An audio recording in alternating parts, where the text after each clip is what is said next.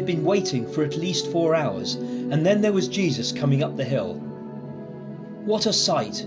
He was barely walking. Each step was painfully slow, and his head was bowed looking at the ground.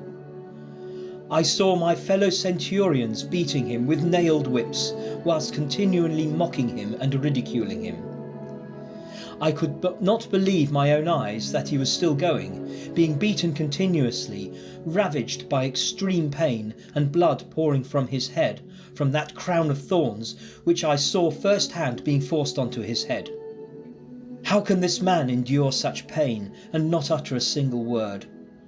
But his face remains calm and serene, and yet I know he is suffering beyond all comprehension.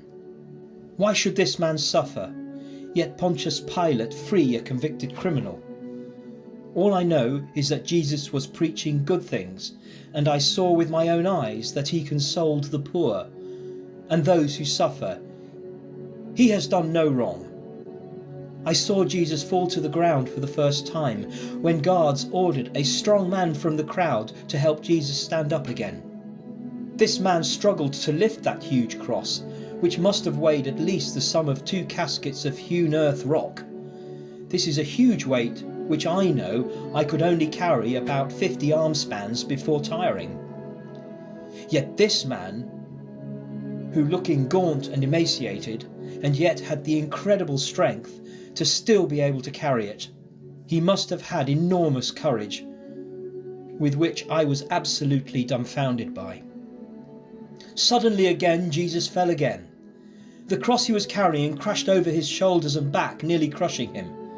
Yet my fellow soldiers kept beating him and spitting on him and scorning him.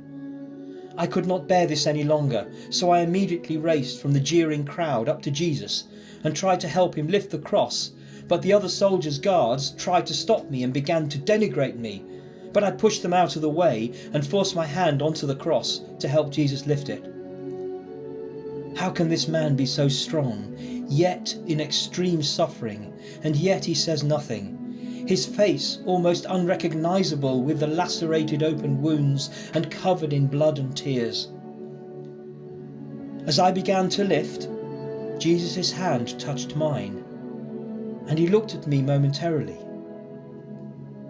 His eyes then looked straight into mine with a beautiful gentleness that made me quiver.